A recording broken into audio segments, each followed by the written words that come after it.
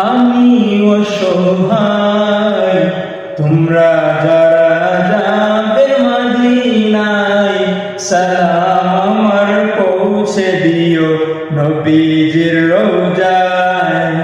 তোমরা